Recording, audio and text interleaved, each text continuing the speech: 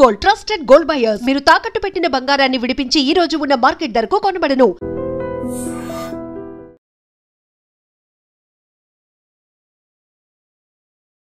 హరే కృష్ణ ప్రభుజీ. హరే కృష్ణ హరే కృష్ణ. అసలు ఏం చెబుతుంది భగవద్గీత మనందరికీ అంటే ఏం చెప్పొచ్చు అంటే? భగవంతుడు భగవంతుడు అంటారు, ఆయన ఏంటి, ఆయన చేరుకోవటం ఎలా? చాలా ఆధ్యాత్మికమైన ప్రశ్న ఉంటాయి. యశస్వి ప్రధానమంత్రి గారు ఎంత గొప్ప వ్యక్తులు వారు ఎక్కడికైనా వెళ్ళినా సరే వారితో పాటు భగవద్గీతను తీసుకెళ్ళి అందరికి ఇస్తున్నారు. ఎందుకు ప్రపంచం అంతా గీత గీత అని ఎందుకు మాట్లాడుతుందంటే ఆ గీత యొక్క వైభవాన్ని తెలుసుకున్నారు. కృష్ణుడు గీతలో చెప్పిన ఒక మాట, కర్మని చేయండి కానీ ఆ కర్మకు తగ్గ ఫలితాన్ని మాత్రం ఆశించకూడదు అని చెప్పి. అంటే మనుషులం అన్నాక ఖచ్చితంగా ఏదైనా చేస్తున్నాము అని అంటే దాని నుంచి ఏదో ఒకటి మనకు కొంత లాభం పొందాలి అనే ఆలోచన ఉంటుంది కదా ప్రభుజీ. ఎందుకని అలా చెప్పారంటారు కృష్ణుడు? ఫలాన్ని అపేక్షించక, ఫలాన్ని నేను దాచిపెడతాను, నీకు ఎప్పుడు కరెక్ట్ అప్పుడు నేను ఇస్తాను, నీ చేతుల్లో ఉంటే నువ్వు పాడు చేసుకుంటావు బాబు. ఇప్పుడు మీకెలా మీ పిల్లలు భగవంతుడికి మనందరం పిల్లలమే కదండి. ఆ ప్రేమతో భగవానుడు చెప్పిన మాట అండి. ప్రభుజీ, కృష్ణుడు ఇప్పుడు అర్జునికి గీత గురించి అంతా కూడా బోధించాడు, మా అందరికీ తెలిసిందంతే. కానీ అర్జుని కన్నా ముందర కూడా గీత కృష్ణుడు ఎవరికో బోధించారని చెప్పి భగవద్గీతలోనే చెప్పారు. ఆయన వివస్వాన్ అనే సూర్య భగవానుడికి బోధించారట. ఆ వివస్వానుడు మనువుకి చెప్పారట. అలా మనువు అలా ఆ సాంప్రదాయంలో వచ్చింది, కానీ మధ్యలో ఇక్కడ లుప్తం అయిపోయింది. అందుకే ఆ వివస్వానుడికి ఇచ్చిన జ్ఞానాన్ని మళ్ళీ నీకు ఇస్తున్నాను అని కృష్ణుడే అర్జునుడికి చెప్పాడు భగవద్గీత. అసలు ఏంటి వాస్తవం ప్రభుజీ? అర్జునుడు మహాయోధుడు, స్వర్గానికి వెళ్ళారు, శివుడిని ఓడించారు. ఒక రకంగా చూస్తే పాశుపతాస్త్రం తీసుకోవడానికి అందరి యొక్క కృపాపాత్రులు అయ్యారు. ఆయన నారాయణుడు అయితే పక్కనే ఉన్నాడు, కృష్ణుడు పక్కనే ఉన్నాడు కదండి. అలాంటి వ్యక్తికి కూడా కన్ఫ్యూజన్ వచ్చింది. మా దేశం నుంచి దోపిడీ చేసి, ఎంత దోపిడీ చేశారో తెలుసా అండి బ్రిటిష్ వాడు? 43 ట్రిలియన్ డాలర్స్. ధర్మార్థ కామ మోక్షాలు అంటుంటారు. ధర్మ అర్ధ కామ మోక్ష. ధర్మాన్ని అర్ధాన్ని కలపండి, కామాన్ని మోక్షాన్ని కలపండి. అర్ధం అంటే ఏంటో తెలుసా అండి? ఐశ్వర్యం. కానీ ఇదంతా ఉల్టా జరుగుతుంది కదా ప్రభుజీ ప్రస్తుతం. ఇప్పుడు ఏం చేసినా దీనికోసం. పిల్లవాళ్ళకి చూడండి, ఫోన్లో ఒకసారి ఐకాన్స్ అన్నీ కూడా ఇలా పెద్దగా అయిపోయాయి అనమాట. దాన్ని నొక్కలేకపోతున్నాయి, ఏది నొక్కినా అలా ఇలా వెళ్ళిపోతుంది. మాకు ఏం అర్థం కావట్లేదు, ఏం చేయాలి. అసలు ఒక చిన్న పిల్లవాడు వచ్చాడు, ఏం చేయాల్సిన అవసరం లేదండి, ఇలా 3 సార్లు అనాలి, ట్యాప్ చేయాలి అంతే. ఇలాగానే ఆ ఐకాన్స్ అన్ని చిన్నగా అయిపోయి మళ్ళీ నార్మల్ ఫోన్ అయిపోయింది. నేను ఒడే నీకెలా తెలుసురా అంటే నేను ఇంటర్నెట్లో చదివాను అని అన్నారు. అందుకే మీరు చూడండి, మన భగవద్ ధర్మ ప్రచార మార్గంలో ఏవో నీళ్ళు చల్లుతుంటారు, ఏవో పూస్తుంటారు, ఏవేవో చేస్తుంటారు, పిచ్చి పిచ్చిగా డాన్స్లు వేయటాలు. వాళ్ళకి ఏమైందో అసలు, అలాంటి మురుకులు ఎలా ఉంటారనిపిస్తుంది. నమస్కారం, వెల్కమ్ టు ఐ డ్రీమ్. ధర్మ మార్గం విత్ విజిత కార్యక్రమానికి స్వాగతం. సాధారణంగా ప్రతి ఒక్కరూ చెప్తూ ఉంటారు, గీత అనేది మనం నేర్చుకుంటే గనక, మనం గీత చదవడం ప్రారంభిస్తే గనక మన లైఫ్ అనేది ఖచ్చితంగా చేంజ్ అవుతుంది అని చెప్పి. అసలు నిజంగా గీత వల్ల మనం ఏం నేర్చుకుంటాము, గీత ఏం చెప్తోంది మనందరికీ, ఇలాంటి విషయాలన్నీ కూడా ఎవరినైతే అడిగితే మనకు కరెక్ట్ సమాధానం దొరుకుతుందో ఆ పర్సనే మన ముందున్నారు. వారెవరో కదండి, మనందరికీ ఎంతో ఇష్టమైన, ఎంతో సుపరిచితులైన ప్రణవానంద దాస్ గారు ఇప్పుడు ప్రభుజీతో మాట్లాడి ఈ విషయాలన్నీ కూడా కూలంకషంగా తెలుసుకునే ప్రయత్నం చేద్దాం. హరే కృష్ణ ప్రభుజీ. హరే కృష్ణ హరే కృష్ణ. ప్రభుజీ, గీత అసలు భగవద్గీత అనగానే ఈ మధ్యకాలంలో ఎంతో ప్రాచుర్యంలోకి వచ్చింది, అందరికీ తెలియని వాళ్ళకు కూడా తెలిసేటట్టుగా. కానీ అసలు ఏం చెబుతుంది భగవద్గీత మనందరికీ అంటే ఏం చెప్పొచ్చు అంటారు? అసలు మనం ఏంటి, భగవంతుడు ఎవరు, మనకి భగవంతుడికి ఉండే సంబంధం ఏంటి, భగవంతుని ఎలా చేరుకోవాలి, అసలు ఈ ప్రపంచం ఏంటి? చాలామందికి ఈ ప్రశ్నలు ఉంటాయండి. ఈ ప్రపంచం ఏంటి, నేను ఎందుకున్నాను, ఈ ప్రపంచంలో నేను ఏం చేస్తున్నాను, అసలు నా కర్తవ్యం ఏంటి, అసలు భగవంతుడు అంటారు, ఆయన ఏంటి, ఆయన చేరుకోవటం ఎలా? చాలా ఆధ్యాత్మికమైన ప్రశ్నలు ఉంటాయి. లేదా చాలామందికి ఇంకొక రకమైన ప్రశ్నలు ఉంటాయండి. అరే నేను జీవితంలో మారాలనుకుంటున్నాను, మంచి మార్గంలో వెళ్ళటం ఎలా, దృఢ నిశ్చయం రావట్లేదు, చెడు అలవాట్లు ఉన్నాయని తెలుస్తుంది, వాటిని మానుకోవటం ఎలా, కొద్ది కోపం ఉన్నట్టుంది, దాన్ని తగ్గించుకోవటం ఎలా? ఎన్నో రకములైన ఉంటాయి. మనం ప్రపంచాన్ని అన్యాయాలు చూస్తున్నప్పుడు మనకు అనిపిస్తుంది, అరే ఈ అన్యాయం ఎందుకు జరుగుతుంది, అరే వీడికి ఇలా ఎందుకైంది, అయ్యో ఆయన అలా ఉంటాడు, ఆయన అంత గొప్పవాడు ఎలా అయిపోయాడు, ఇలాంటివి ఎన్నో ప్రశ్నలు ఉంటాయి. అసలు మీకు ఒక విషయం చెప్తాను, మనిషికి జీవనానికి సంబంధించిన ప్రతి ప్రశ్నను భగవద్గీత ఆన్సర్ చేస్తుంది. మనిషికి సంబంధించిన ఇప్పుడు లైఫ్ స్టైల్ అంటాం కదా, కొంతమంది రాస్తారు, లైఫ్ స్టైల్ అని. ఆ లైఫ్ స్టైల్కి సంబంధించిన ప్రతి విషయం, లైఫ్కి సంబంధించిన ప్రతి విషయం. మీరు అనుకోవచ్చు, అరే ప్రభుజీ భగవద్గీత యుద్ధ భూమిలో మాట్లాడింది కదా, అది జీవనాన్ని గురించి. యుద్ధంలో మాట్లాడినా భగవంతుడు జీవితం గురించి మాట్లాడాడు. మన చూడండి, మీకు ఒక విషయం చెప్తాను. మన డే టు డే జీవనం కూడా ఒక యుద్ధమే. అలా అనిపిస్తుందా మీకు? అనిపిస్తుంది కదా. ఎందుకంటే మనతో మనం యుద్ధం, మనసుతో యుద్ధం, ఇంట్లో వాళ్ళతో యుద్ధం, వర్క్ లైఫ్లో యుద్ధం, అదంతా కాంపిటీషన్, ఒక పోరాటమే కదండి. ఆ పోరాటంలో భగవంతుడు ఈ పోరాటాన్ని నెగ్గేది ఎలా అని అర్జునుడికి ఉపదేశం చేసింది భగవద్గీత. మీరు చూడండి, కొన్నిసార్లు మనం ఏదైనా వస్తువు కొన్నాం అనుకోండి, ఒక ఫోన్ కొన్నాము లేదా ఒక మషీన్ కొన్నాం అనుకోండి, దాంతోపాటు ఒక మాన్యువల్ వస్తుంది. మాన్యువల్ని చదివామనుకోండి, చాలా ఈజీ. ఏ బటన్ నొక్కితే ఎలా యూజ్ చేయాలి, ఏం చేయాలి, ఏది చేయాలని. మొన్న ఏమైందంటే మా ఫోన్లో ఒకసారి ఇలా ఏమంటారు, ఆ ఐకాన్స్ అన్నీ కూడా ఇలా పెద్దగా అయిపోయాయి అనమాట. దాన్ని నొక్కలేకపోతున్నా, ఏది నొక్కినా ఎలా వెళ్ళిపోతుంది. మాకు ఏం అర్థం కావట్లేదు, ఏం చేయాలి. అసలు చాలా కంగారు వేసింది. ఎందుకంటే మా సేవలో ఉంటాం కదా, సేవకు సంబంధించిన ఏదన్నా ఫోన్ వచ్చినా అటెండ్ అవ్వాలి. ప్లస్ మా గురువు గారి ప్రవచనాలన్నీ అందులోనే ఉంటాయి, శ్రవణం చేయడానికి ఉండదు మాకు. మేము కంగారు పడిపోతుంటే ఒక ఆయన అన్నారు, ఒక చిన్న పిల్లవాడు వచ్చాడు, ఏం చేయాల్సిన అవసరం లేదండి, ఇలా 3 సార్లు అనాలి, ట్యాప్ చేయాలి అంతే. ఇలాగానే ఆ ఐకాన్స్ అన్ని చిన్నగా అయిపోయి మళ్ళీ నార్మల్ ఫోన్ అయిపోయింది. నేను ఒడే నీకెలా తెలుసురా అంటే, నేను ఇంటర్నెట్లో చదివాను అని అన్నారు. చూడండి, మనకి దేనికైనా అవగాహన ఉందనుకోండి. నాకు చాలా పెద్ద ప్రాబ్లం అనిపించింది. ఫోన్ పోతే ప్రవచనాలు పోయాయి, కాంటాక్ట్స్ పోయాయి అని నేను కంగారు పడుతున్నా. కానీ చదివిన వాడు వచ్చాడు, ప్రశాంతంగా టిక్ టిక్ టిక్ అన్నాడు, ఫోన్ బాగా చేసేసాడు. అతనికి ఎంత సులువుగా అయిపోయింది, ఎందుకంటే దానిపైన అవగాహన ఉన్నది. కాబట్టి మన జీవితంలో మనకు కొన్నిసార్లు అవగాహన లేకపోయేసరికి కంగారు ఎక్కువైపోతుంది, టెన్షన్లు ఎక్కువైపోతాయి, ఏం చేయాలి అనిపిస్తుంటుంది, ఉక్కిరి బిక్కిరి అయిపోతా. కానీ అవగాహన తెలుసుకుంటే జీవితంలో ఈ కష్టం వచ్చినప్పుడు ఎలా ఉండాలి, ఈ ప్రశ్న వచ్చినప్పుడు దానికి సమాధానం ఏంటి, ఆ అవగాహన మనకి ఇచ్చేది ఎవరు? ఈ ప్రపంచాన్ని సృష్టి చేసిన వారే ఆ అవగాహన ఇచ్చారనుకోండి, ఇంకెంత బ్రహ్మాండంగా. ఇప్పుడు చూడండి, ఒక మెషిన్ ఎలా వాడాలని తయారు చేసిన వాడే ఇస్తాడు కదా. తయారు చేసిన వాడు ఇచ్చిన మాన్యువల్ని వదిలేసి అందరి ఇంట్లోకి వెళ్ళి, అరే నీకు ఇలా తెలుసారా అంటే వాడు చెప్పొచ్చు, చెప్పకపోవచ్చు, తప్పు చెప్పొచ్చు, ఏదైనా చెప్పొచ్చు. కానీ ఎవరైతే ఆ మెషిన్ తయారు చేశారో వాడిని అడిగితే ఎంత బెస్ట్ అండి. అదే భగవద్గీత. ప్రపంచాన్ని తయారు చేసిన వ్యక్తియే ప్రపంచం ఏంటి, నన్ను తయారు చేసిన వ్యక్తియే నువ్వేంటి, ఈ యొక్క కర్మాన్ని తయారు చేసిన వ్యక్తియే అసలు కర్మ ఏంటి, ఏం చేయాలి, ఏం చేయకూడదు, మొత్తం అసలు జీవనానికి సంబంధించిన విషయాలన్నీ భగవద్గీతలో సాక్షాత్తుగా పరమాత్మ అర్జునుడికి చెప్పారు. అందుకే ప్రతి మనిషి, ప్రతి హిందువు కాదండి, ప్రతి మనిషి భగవద్గీత తెలుసుకొని తీరవలసినదే. చిన్న పిల్లల నుంచి వృద్ధుల వరకు ఎంత త్వరగా జీవితంలో మనం భగవద్గీత తెలుసుకోగలిగితే మన జీవనం అంత బాగుంటుంది. ఇప్పుడు చూడండి, మనం ఒక మెషిన్ తెచ్చాము, ఏదేదో వాడేసాము. ఒకసారి ఒకళ్ళు అడిగారనమాట, ఇది ఏంటి ప్రభుజీ లోపల పెట్టాము, బేక్ అవ్వట్లేదు అని. చాలాసేపు ఆలోచించి ఏమైందబ్బా అని మొత్తం పుష్ అని ఇట్లా పొంగింది, మళ్ళీ లోపలికి వెళ్ళిపోయింది అనమాట. అంత అయిపోయాక మొత్తం మాడిపోయింది, తీసేసరికి పొగలన్నీ వస్తున్నాయి. దాని తర్వాత మాన్యువల్ చదువుతున్నాయి. అది చేసిందంతా మాడిపోయాక చదవటం వల్ల ఏమి లాభం ఉంది చెప్పండి. తీసుకున్నప్పుడే చదివేసి లోపల పెట్టుంటే ఎంత బాగుండేది, కేక్ ఎంత బాగా వచ్చేది, అవునా కాదా చెప్పండి. అలానే జీవితం మొత్తం కష్టాలు పాలైపోయి, గొడవల పాలైపోయి, ఇబ్బందుల పాలైపోయి, లాస్ట్కి ఎప్పుడో నేను భగవద్గీత చదువుతా అనటం ఎంత అన్యాయం చెప్పండి. అందుకే పిల్లలకి నేర్పించాలి రామాయణం, భగవద్గీత. అప్పుడు వాళ్ళు మంచి మార్గంలో వెళ్ళగలుగుతారు. అందుకోసమే మనము ఒక కార్యక్రమాన్ని చేపట్టామన్నమాట. 7 జూలై తొలి ఏకాదశి మరుసటి రోజు.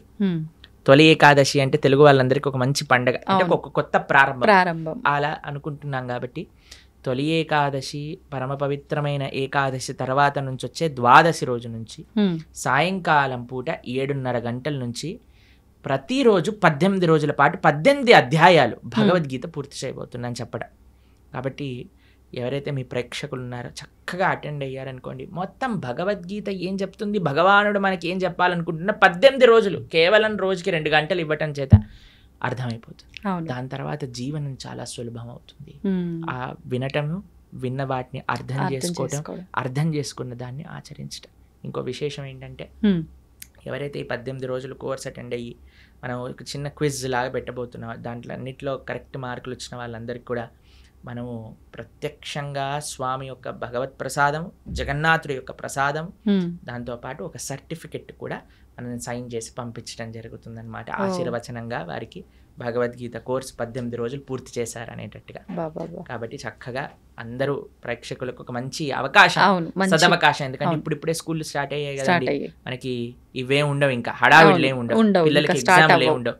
కాబట్టి చిన్న పిల్లల నుంచి పెద్దవాళ్ళ వరకు అందరు చక్కగా 7:30కి ప్రారంభం అవుతుందంటే ఆఫీస్ నుంచి వచ్చేస్తారు, అన్నిటి నుంచి వచ్చేస్తారు. కాబట్టి జాగ్రత్తగా ఒక 18 రోజులు కేవలం 2 గంటలు ఇవ్వటం చేత మంచి భగవద్గీత జ్ఞానాన్ని అర్థం చేసుకున్న వాళ్ళం అవుతాం. ఎందుకంటే అండి ప్రపంచంలో ఎక్కడికి వెళ్ళినా సరే భగవద్గీతను ఆదర్శంగా చూస్తున్నారు, భగవద్గీత నుంచి అందరు నేర్చుకుంటున్నారు.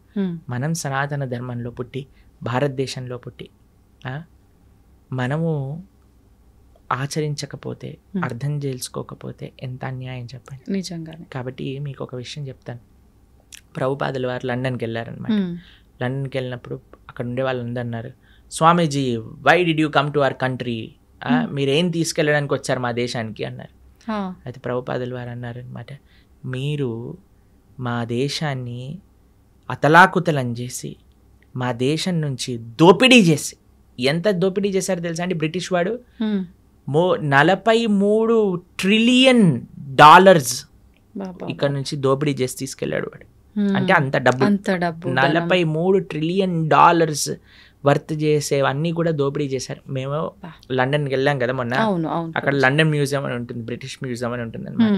అక్కడికి వెళ్ళినప్పుడు ప్రభుపాదుల వారు ఒకసారి అడుగుతారు, ప్రభుపాద్ మీరు మ్యూజియంకి వెళ్ళాలనుకుంటున్నారంటే, ఓ స్టోలెన్ ప్రాపర్టీ అని అంటారు ప్రభుపాదుల వారు. అక్కడికి వెళ్తే అన్ని కోహినూర్ డైమండ్ మన విగ్రహాలు, మన ఇక్కడ నుంచి ఎత్తుకెళ్ళిన విగ్రహాలు, ప్లేట్లు, బంగారు గ్లాసులు, వెండి కంచాలు, వెండి పదార్థాలు, ఇవన్నీ అసలు వందల కొద్ది వస్తువులన్నీ అక్కడ ఉన్నాయి. మన సంపద అంతా అక్కడ మ్యూజియంలో పెట్టారు. మనం ప్రపంచంలోనే అందరికి మార్గాన్ని చూపించి అంత గొప్ప దేశంగా ఉన్న మన దేశం పైన పీక్కొని వాళ్ళంతా లూటీ చేసి, వాళ్ళ అనవసరమైన వాళ్ళకుండే అలవాట్లు, వాళ్ళకుండే పైశాచికత్వాన్ని అంతా జనాలకి అబ్బి, ఇప్పుడు కొంతమంది ఎలా తయారయ్యారటండి, బ్రిటిష్ వాడిని కీర్తిస్తున్నాడు.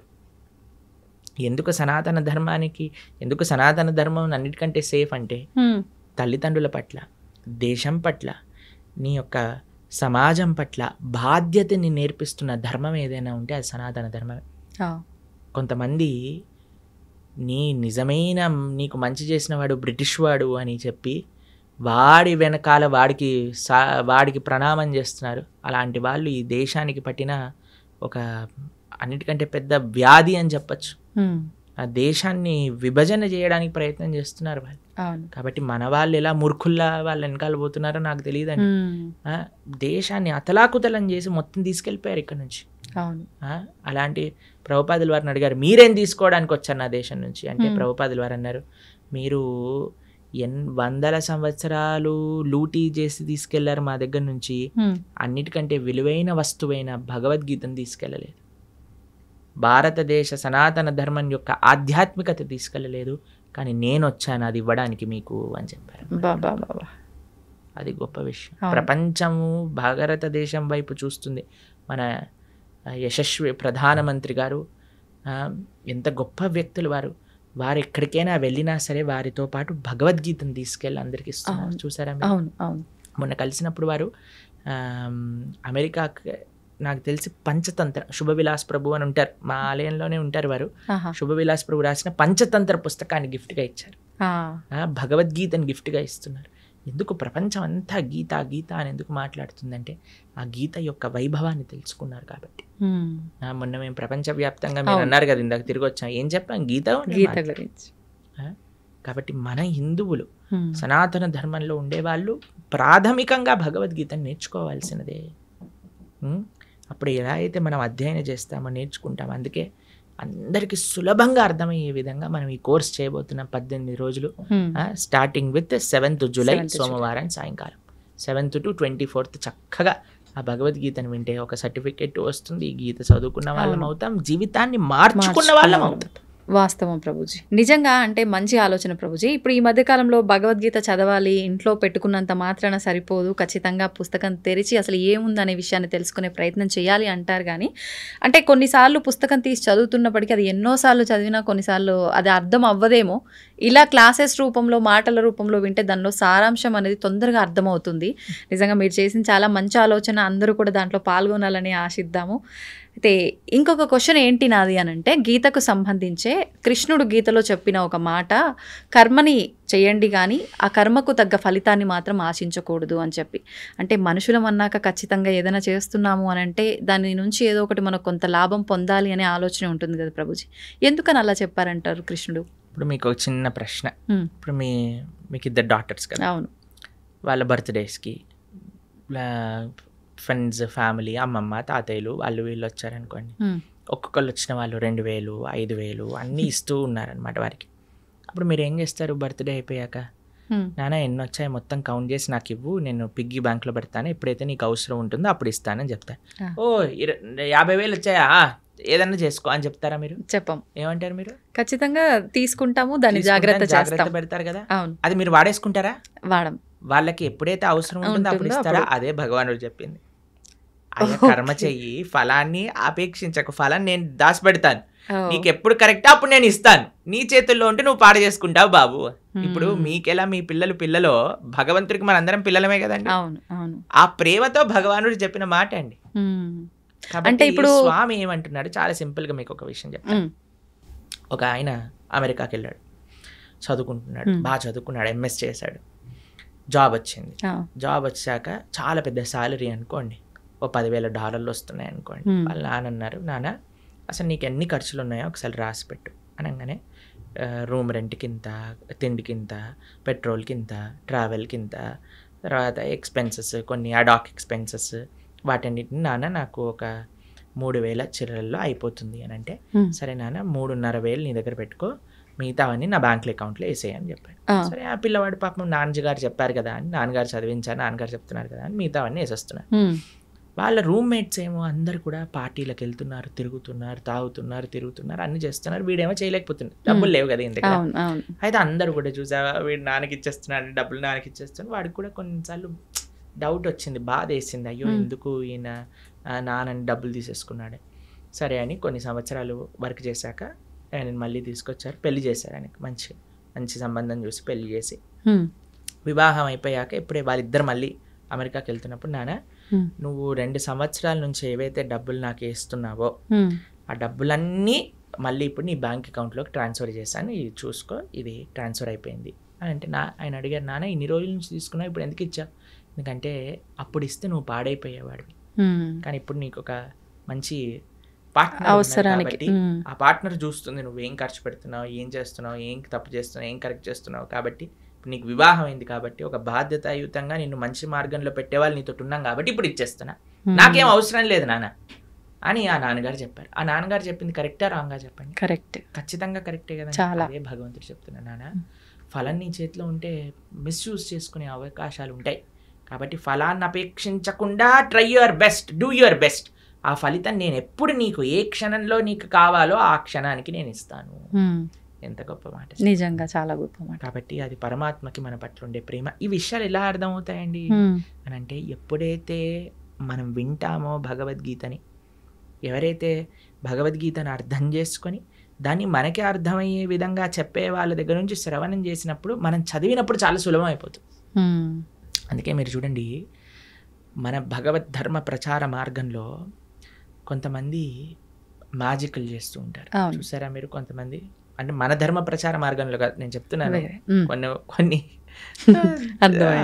వీళ్ళు ఏవో నీళ్ళు చల్లుతుంటారు, ఏవో పూస్తుంటారు, ఏవేవో చేస్తుంటారు, పిచ్చి పిచ్చిగా డాన్స్లు వేయటాలు, వాళ్ళకి ఏమైందో అసలు అలాంటి మురుకులు ఎలా ఉంటారు అనిపిస్తుంది కొన్నిసార్లు. మంచిది మనల్ని వదిలేసి, లేకపోతే ఆ మురుకుల్ని మనం ఎలా భరించగలుగుతాం అనిపిస్తుంది. అలాంటి వేషాలు, వీళ్ళందరూ డ్రామా ఆర్టిస్టులు అయిపోవచ్చు చాలా బాగా, కానీ ఎందుకు వాళ్ళు మూవీస్ లో ట్రై చేయకుండా ఇలాంటి పనులు, అంటే డబ్బులు అక్కడ సంపాదిస్తుంటున్నారు ఎక్కువగా, అందుకోసం అటు వెళ్తున్నారు. అలాంటివన్నీ మనం చేయమండి గలీజ్గా. వేరే వాళ్ళని మోసం చేయటాలు, వేరే వాళ్ళని ఏదో ఇది చేయటాలు, అలాంటివన్నీ ఏమీ ఉండవు. చాలా మంది అడుగుతారు, ఇస్కాన్ వాళ్ళు విదేశీయుల్ని మార్చట్లేదా? మీకు విషయం తెలుసా అండి, అక్కడ మేము వెళ్ళాము, అక్కడుండే వీళ్ళు ఎక్కడికైతే వెళ్తారో ప్రతి ఆదివారం వాళ్ళవన్నీ అమ్మేశారు. కొన్ని చోట్ల బార్ షాపులు ఉన్నాయి ఆ ప్రదేశాల్లో, కొన్ని చోట్ల అయితే మా గుళ్ళే ఉన్నాయి అక్కడ. ఎందుకంటే అక్కడికి ఎవ్వరు వెళ్ళట్లేదు, ఎవ్వరికి ఇంట్రెస్టే లేదు. అలా తయారైపోయింది అక్కడ. మేము ఒక దగ్గరికి వెళ్ళామండి, అసలు అక్కడ ఉండే ఎవరైతే ఆ మత ప్రబోధకులు ఉన్నారో, ఆ ధర్మంలో ఉండేవాళ్ళు, ఇప్పుడే నేను మీకు వీడియో కావాలంటే పంపిస్తాను, అంటే మీ పర్సనల్కి చూపించకండి జనాలకి. ఫ్రాన్స్లో ఏవైతే ఈ మత పెద్దలని వాళ్ళ ధర్మంలో వాళ్ళ మతంలో ఉన్నారో, కొన్ని సంవత్సరాల లోపల వాళ్ళు చూస్తే 3,40,000 మంది పిల్లల పైన లైంగిక దాడులు చేశారు. 3,40,000 మంది పిల్లల పైన. ఎంత ఘోరం. అయితే మేము మొన్న ఐర్లాండ్ అనే దేశంలో ఉన్నాం, అక్కడ కూడా వాళ్ళ మతం ఉండేది. వాళ్ళ మత పెద్దలు ఎవరైతే ఇలాంటి పిల్లల పైన అఘాయిత్యాలు చేయటం బయటపడ్డాక ఆ దేశమే మొత్తం ఆ మతాన్ని వదిలేసింది. అక్కడ నాస్తికత్వం ఎక్కువ, ఎందుకంటే వాళ్ళు చేసిన తప్పులు చూసి. కాబట్టి మనం ధర్మం ఏంటి, ధర్మాన్ని ఎలా ఆచరించాలి, పెద్దల నుంచి తెలుసుకొని ఆచరించగలిగితే అది మనకి మంచిది.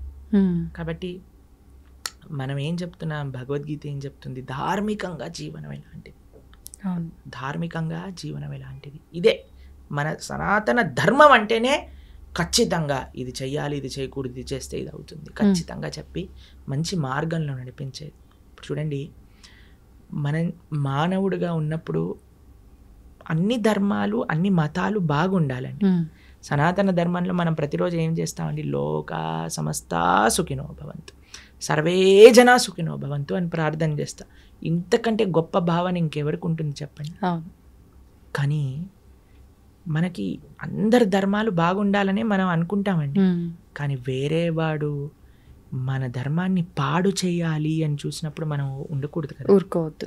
ఎందుకు మీకు ఈ విషయం ప్రస్తావన చేస్తున్నాను, ఆన్ ద ఫస్ట్ ప్లేస్ చెప్తున్నానంటే, ఎప్పుడు మనకి వాడు మన ధర్మాన్ని మోసం చేస్తున్నాడు, మనల్ని మోసం చేస్తున్నాడు అని తెలిసేది ఎప్పుడంటే మన ధర్మాన్ని మనం తెలుసుకున్నప్పుడు. లేకపోతే వేడేవాడు ఏం చెప్పినా మనం నమ్మేస్తాం. అవును. ఇప్పుడు చూడండి, వాస్తవం ఏంటో మన పిల్లల పైన మనకి నమ్మకం ఉన్నప్పుడు, మన పిల్లలంటే మనకి తెలిసినప్పుడు, మన కుటుంబ సభ్యులు అంటే ఎవరో మనకు తెలిసినప్పుడు, వేరేవాడు వచ్చి ఏం చెప్పినా మనం నమ్మమండి.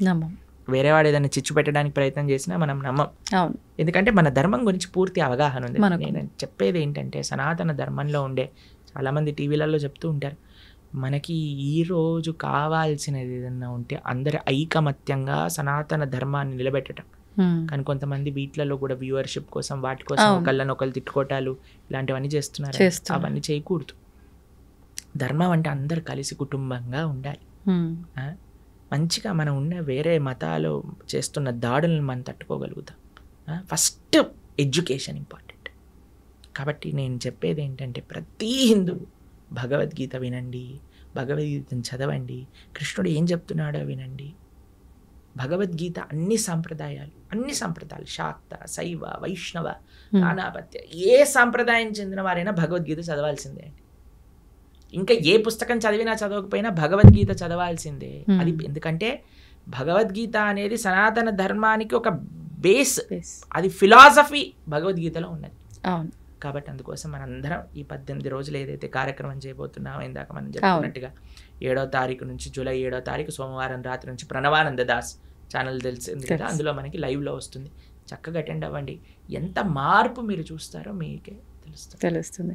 అంటే ప్రతి మానవుడు అన్నాక ప్రతి ఒక్కరూ గీతని చదవాల్సిందే, వినాల్సిందే, ఆచరించాల్సిందే. ముఖ్యంగా ఇంకా హిందువులైతే అస్సలు పక్కన పెట్టాల్సింది లేదు. ఖచ్చితంగా. అంటే ఇప్పుడు ఎన్నెన్నో ఇబ్బందులు పడుతున్నాము, ఎన్నెన్నో ఇలా ఉండకూడదు, అలా ఉంటే బాగుంటుందేమో అని అనిపించినప్పటికీ అసలు ఏంటి కరెక్ట్, మనం ఎక్కడి నుంచి స్టెప్ వేయొచ్చు, ఎలా వెళ్తే ధర్మంగా ఉంటుందని ఆలోచన వచ్చి కూడా తెలియక ఆగిపోయే వాళ్ళు ఉన్నారు. అటువంటి వాళ్ళందరికీ కూడా ఒక మంచి మార్గం దొరికిందనే చెప్పొచ్చు దీని ద్వారా.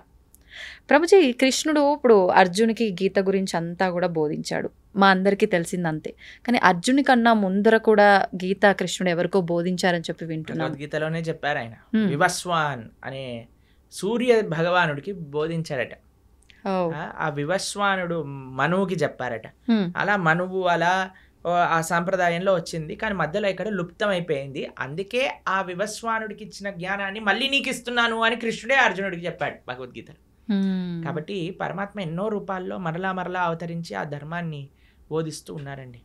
కాబట్టి మన ఆచార్యులు వేదవ్యాసుల వారు వ్యాసాయ విష్ణు రూపాయ వ్యాస రూపాయ విష్ణు ఆయన ఏం చేశారు, మహాభారతంలో మంచిగా ప్యాకేజింగ్ చేశారు. మన గిఫ్ట్ ప్యాక్ లో ఈసారి చూడండి కొంతమంది గమ్మత్తుగా ఆ డబ్బాలు ఓపెన్ చేయాలి, మళ్ళీ డబ్బా ఉంటుంది, ఆ డబ్బా ఓపెన్ చేయాలి, లోపల డబ్బా అలా డబ్బాలు తీసి తీసి తీసి తీసి లోపల ఏదో ఉంగరం ఏదో ఉంటుంది అనమాట, అది విలువైనది లోపల ఉంటుంది. అలా మహాభారతం మధ్యలో ప్యాకేజింగ్ చేశారు భగవద్గీత. ఎందుకంటే ఆ భగవద్గీత అత్యంత విలువైన రత్నం, అమూల్యమైన రత్నం అన్నమాట మనకి మహాభారతంలో లభించేది. కాబట్టి ఆ యొక్క విశేషం ఇందాక మీరు ఎలా అయితే అన్నారో ఆ అద్భుతము శ్రీకృష్ణ భగవానుడు భగవద్గీత రూపంలో మనకు అందించారు. కాబట్టి దాన్ని అధ్యయనం చేయటం, అర్జునుడికి ఉపదేశం చేశారు అంటే అర్జునుడి యొక్క మాధ్యమంగా అందరికీ ఉపదేశం. ఇప్పుడు మీరు నన్ను ఇంటర్వ్యూ చేస్తున్నారు, మీకోసం చేస్తున్నారా? అందరి కోసం, అంతే కదా. అలా అర్జునుడు కూడా కృష్ణుడి ప్రశ్న అడిగి ఎందుకోసం? అర్జునుడి కోసము అందరి కోసం. కాబట్టి అర్జునుడు కూడా కృష్ణుడి దగ్గర ఇంటర్వ్యూ చేశాడనమాట. ఆ ఇంటర్వ్యూ ఏంటి? ఇప్పుడు చూడండి, అందరికి ఇంటర్వ్యూలు ఇష్టం, పాడ్కాస్ట్లు ఇష్టం. ఆది పాడ్కాస్ట్ అన్నిటికంటే ఫస్ట్ జరిగిన పాడ్కాస్ట్ కృష్ణ అర్జున్ పాడ్కాస్ట్ అని అక్కడి నుంచే ప్రారంభమైంది అనమాట.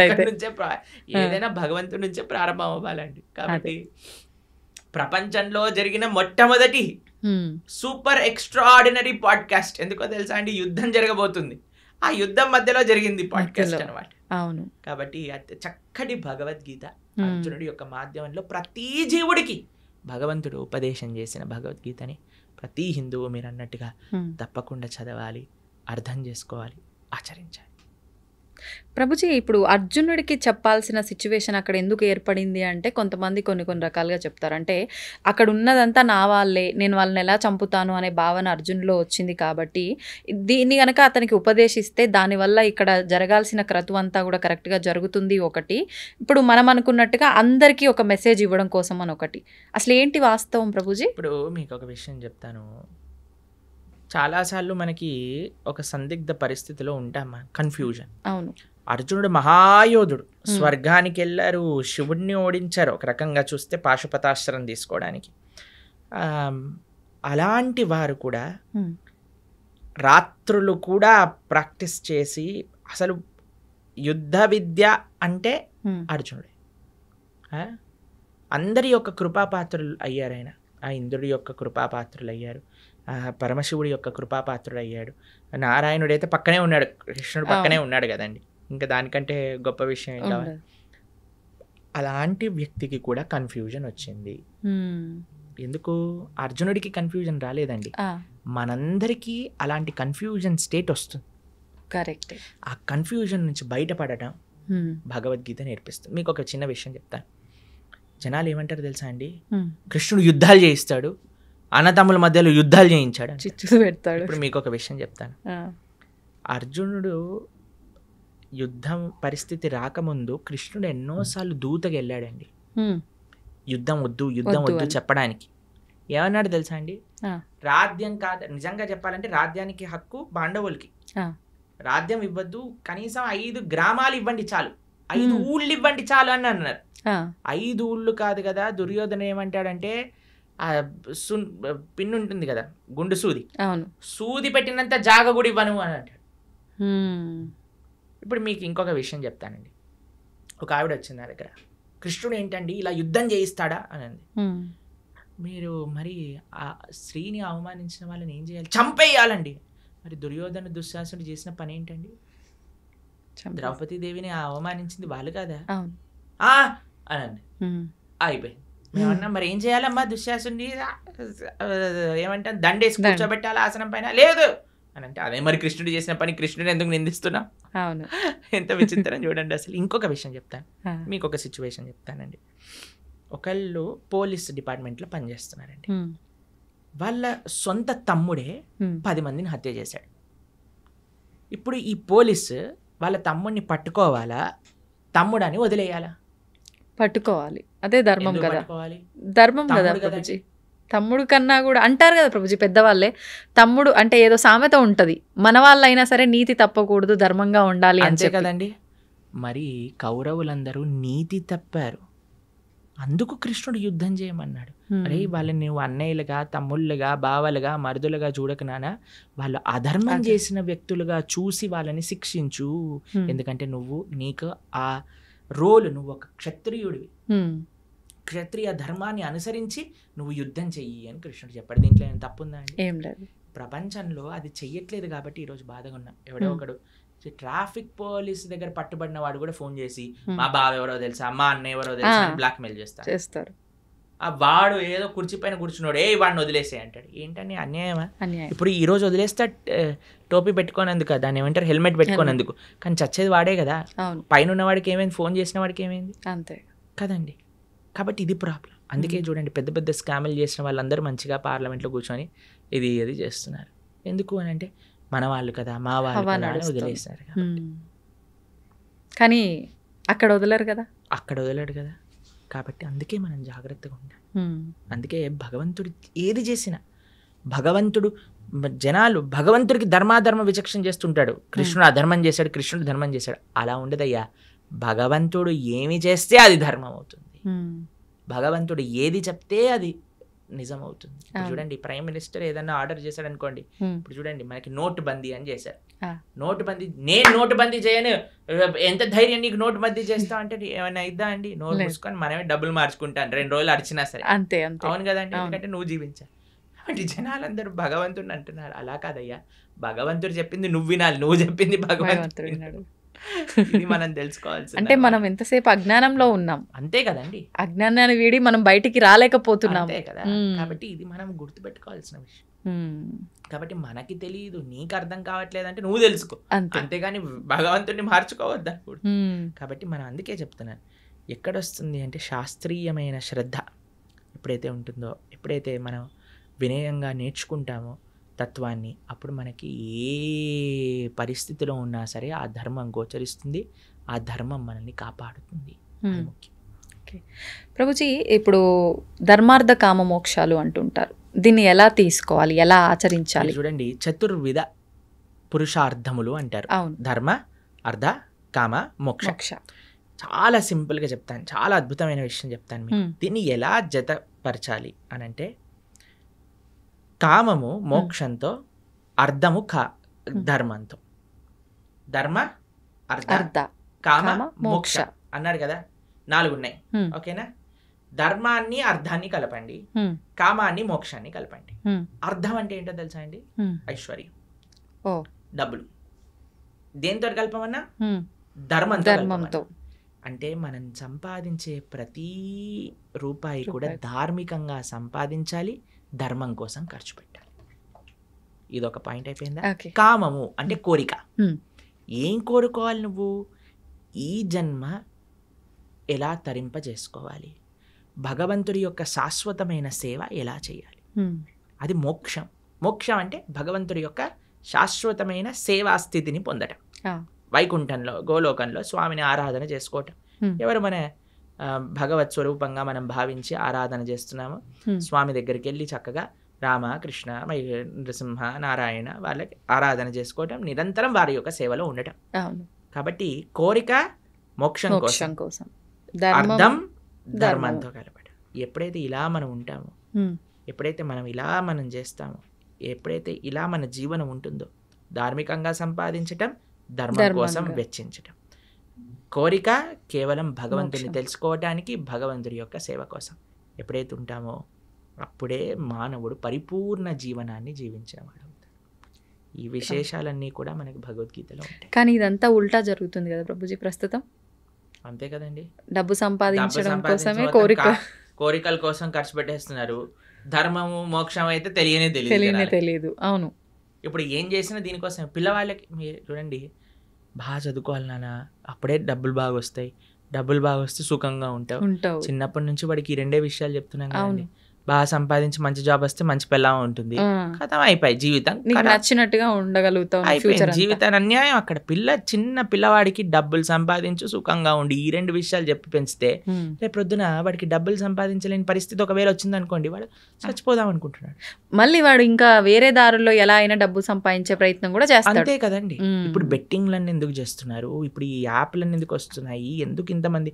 నేను కాలేజ్లో ఇంజనీరింగ్ చదువుతున్న రోజులలో ఎంతమంది అండి బెట్టింగ్లు పెట్టి ఇంట్లోంచి లక్షలు డబ్బులు తెచ్చి అక్కడ పెట్టేసి కొట్లాడుకొని నెత్తుర్లు వచ్చి పెద్ద పెద్ద గ్యాంగులు ఏర్పడి, అసలు ఎంత అన్యాయం అంటే అంత అన్యాయం. ఎందుకోసం అండి? డబ్బులు ఉంటే సుఖంగా, డబ్బులు అవసరమే అండి. ఎవరు చెప్పలేమండి డబ్బులు ఉండకూడదు, డబ్బులు లేవు. కష్టపడు, ధార్మికంగా ఉండు. అన్నిటికంటే మీకు ఏం తెలుసా అండి, డబ్బుల కంటే ముఖ్యం స్వాంతన అంటే సాటిస్ఫాక్షన్. ఎంతున్నా సరే దాంట్లో సుఖంగా ఉండేవాడు కదండి. ఇప్పుడు చూడండి, రోజంతా నేను పని చేస్తాను, నిద్రపోయేటప్పుడు నిద్ర మాత్రలు మింగి పడుకుంటాను అనేవాడి కంటే కూలీ నాలి చేసుకొని 500-600 రూపాయలు సంపాదించి హాయిగా పడుకునేవాడు మెయిల్ కాదా చెప్పండి? అదే మేలు. అవును. కాబట్టి ఇప్పుడు హోటళ్లలోకి వెళ్ళి తిని దాన్ని డైజెస్ట్ చేసుకోవడానికి మెడిసిన్లు వేసుకొని ఇలా ఉండే బ్రతికేవాడికైనా చద్దన్నము మజ్జిగ కారము పెట్టుకొని తినేవాడు, ఆ అన్నం కరెక్ట్గా ఒక పూట కడుపులో టైంకి తినేవాడు మంచివాడు కాదంటారా చెప్పండి? కాబట్టి సుఖం ఎక్కడుంది అంటే నీ భావనలో ఉన్నది. స్వాంతన అది ముఖ్యం. అన్ని కోట్లుగా సంపాదించి సుఖం లేదు స్వాంతన లేదు అన్నవాడికి మనం ఏం చేయగలుగుతాం చెప్పి. కాబట్టి భగవద్గీత ఒక ఓవరాల్ ఒక మంచి కంప్లీట్నెస్ని జీవితానికి ఇస్తుంది. అందుకే మనకి భగవద్గీత యొక్క విశేషం ఎన్నోసార్లు చెప్పుకున్నా. అందుకే మనం అనుకుంటున్నాం ఈ సంవత్సరం ఈ జూలై 7వ తారీఖు నుంచి ఈ 18 రోజులు భగవద్గీత కోర్స్ చేయటం వల్ల కనీసం యువత, ఎవరైనా చిన్నపిల్లలు పెద్దవాళ్ళు మిగతా ముఖ్యంగా యువకులు కానీ చక్కగా వచ్చి, అందుకే మీ ప్రేక్షకులందరికీ చెప్పేది ఏంటంటే, ఇంటిల్లి పాది ఎలా అయితే మీరు సీరియల్లను చూస్తారో, ఆ రియాలిటీ షోలను చూస్తారో అందరు కూర్చొని, ఆ సినిమాలు ఎలా అయితే చూస్తారో, న్యూస్ ఎలా అయితే చూస్తారో, అలా ఇంటిల్లి పాది కూర్చొని భగవద్గీత కూడా శ్రవణం చేయండి. ఆ శ్రవణం చేయగలిగితే మొత్తం ఇల్లంతా ఒక మంచి మార్పుని పొందుతుంది, దాంట్లో ఎటువంటి సందేహం లేదు. కాబట్టి ఈ యొక్క కోర్సు జూలై 7వ తారీఖు ప్రణవానంద దాస్ ఛానల్లో 7:30కి సాయంకాలం 7:30 నుంచి 9 గంటల వరకు చక్కగా శ్రవణం చేయండి. ఎన్నో మంచి మార్పులు మీరే మళ్ళీ మాకు చెప్తారు. అది తప్పకుండా ఆ కోర్సులో కలుసుకునే ప్రయత్నం చేద్దాం. మీరు కూడా రావడానికి ప్రయత్నం చేస్తామన్నారు, అవును కదా? ప్రయత్నిస్తాను రావడానికి, వీలైతే వస్తాను. ప్రభుజీ, మనకు అతి త్వరలోనే తొలి ఏకాదశి రాబోతుంది. ఇందాక మీరే చెప్పారు. అసలు ఏంటి తొలి ఏకాదశి అంటే? మన సనాతన ధర్మంలో ఏకాదశికి ఒక ప్రాధాన్యత ఉంది, దాని గురించి ఒక్కసారి వివరంగా. ఏకాదశి అత్యంత పరమ పవిత్రమైన రోజు. ఏకాదశి ఉపవాసం, ఏకాదశి వ్రతం చేయకుండా ఎవ్వరు ఉండకూడదు. ఏకాదశి వ్రతం చేస్తే అన్ని వ్రతాలు, నోములు, పూజలు చేసిన ఫలితం వస్తుంది. ఏకాదశి వ్రతం చేయకుండా ఎన్ని చేసినా ఫలితం ఉండదు. అత్యంత ముఖ్యమైన వ్రతం హిందువుకి, సనాతన ధర్మానికి చెందిన వాళ్ళకి ఏదైనా ఉంటే అది ఏకాదశి వ్రతం. ఉపవాసము అంటారు. దగ్గరగా ఉండుట, భగవంతుడి దగ్గరగా ఉండుట, చక్కగా జపం చేసుకోవటం, భగవంతుడికి ఆరాధన చేయటం. ఏకాదశి ఉపవాసం ఎందుకు చేయాలి, ఎలా చేయాలి అని ప్రణవానంద దాస్ ఛానల్లో 2 వీడియోలు ఉన్నాయి, గంట సేపు. ఆ 2 చూసారనుకోండి, మొత్తం ఏకాదశికి సంబంధించిన మొత్తం తెలిసిపోతుంది. ఎందుకంటే అండి, ఏకాదశి చేయటం అనేది చాలా ముఖ్యం. ఎందుకంటే భగవత్ ప్రీత్యర్థం మన జీవితం ఉండాలి. భగవంతుడికి అత్యంత పరమ ప్రియమైన రోజు ఏదన్నా ఉంటే అది ఏకాదశి. భగవంతుడికే ప్రియమైన భక్తి అంటాం కదండి మనం. భక్తి జనని అంటే భక్తిని జనింపజేస్తుందట, మనందరికి ప్రధానిస్తుందట. ఆ రోజు ఏది అంటే ఏకాదశి. ఏకాదశి వ్రతం చేయటం చేత భక్తి వర్ధిల్లుతుంది, భక్తి పెరుగుతుంది, భక్తి వస్తుంది అని చెప్తారు. కాబట్టి అలాంటి ఏకాదశి వ్రతం చేయటంలో అత్యంత సావధానంగా ఉండాలి మనందరం. పాపం ఎవరైనా ప్రభుజీ ఇంతవరకు చేయలేదండి, ప్రారంభం చేస్తా, ఎప్పుడు చేయాలి అని అన్నారనుకోండి, తొలి ఏకాదశి లేదా దేవశయని ఏకాదశి అంటారు దీన్ని. భగవంతుడు ఆ రోజు యోగ నిద్రలోకి వెళ్తారట. గురక నిద్ర కాదు, యోగ నిద్రలోకి వెళ్తారు స్వామి తొలి ఏకాదశి రోజున. పార్శ్వ ఏకాదశి రోజు ఒక చేతి నుంచి ఇంకో చేతికి మారుతారనమాట. ఇలా మారుతాం కదా. అవును అవును దాని తర్వాత ఉత్థాన ఏకాదశి రోజు భగవంతుడు లేస్తారట. పడుకోవటం అంటే అని నిద్రపోవటం కాదు, ఆయన యోగ నిద్ర. అంటే అంతరాత్మయి పరమాత్మ రూపంలో అందరినీ చూస్తూ ఉంటారు. ఇప్పుడు చూడండి, చిన్నప్పుడు ఎవరైనా మనల్ని ఇది చేయడానికి వచ్చారనుకోండి, వెంటనే కళ్ళు మూసుకొని పడుకున్నట్టు యాక్టింగ్ చేస్తారు. అప్పుడు వాళ్ళు ఏం చేస్తున్నారో చూస్తాను అనమాట. పర్వాలేదు బాగానే ఉన్నారన్న కలుపు తెచ్చి వచ్చారా మీరు అని అంట. లేకపోతే వాడు ఏదైనా తేడా చేశాడు అనుకోండి, వెంటనే మనం ఇది చేస్తాం. అవునా కాదు? అలాంటివి చేస్తూ ఉండే అట్లా భగవంతుడు కూడా చూస్తున్నాడు అనమాట. ఏం చేస్తాడు వీడు నిద్రపోయినప్పుడు అని. కాబట్టి ఈ 4 నెలలు కూడా చాతుర్మాస్యము అని అంటారు. వ్రతం పడతారు, యతీశ్వరులు వ్రతం పడతారు. అందరూ వ్రతం ఉంటుంది. ఎవరెవరికి ఆశ్రమ నియమం ప్రకారంగా నియమాలు ఉంటాయి. 4 వస్తువులు మానేయాలి అని చెప్తారనమాట. 1 నెల పెరుగు, తర్వాత పాలు, తర్వాత పాలకూర ఇత్యాది ఆకుకూరలు, దాని తర్వాత మినప్పప్పు. ఇలా 4 నెలలు ఒక్కొక్క ద్రవ్యాన్ని విడిచి ధార్మికంగా ఆధ్యాత్మిక కార్యక్రమాలు చేస్తూ అలా ఉండాలి అని చెప్తారు. కాబట్టి చాతుర్మాసం అనేది అత్యంత పరమ పవిత్రమైన మాసం. భగవంతుడి యోగ నిద్రలోకి ప్రవేశించే రోజు తొలి ఏకాదశి, ఆషాఢీ ఏకాదశి, ఆషాఢ మాసంలో వచ్చే ఏకాదశి. పండరీపురంలో పెద్ద ఉత్సవం చేస్తారనమాట.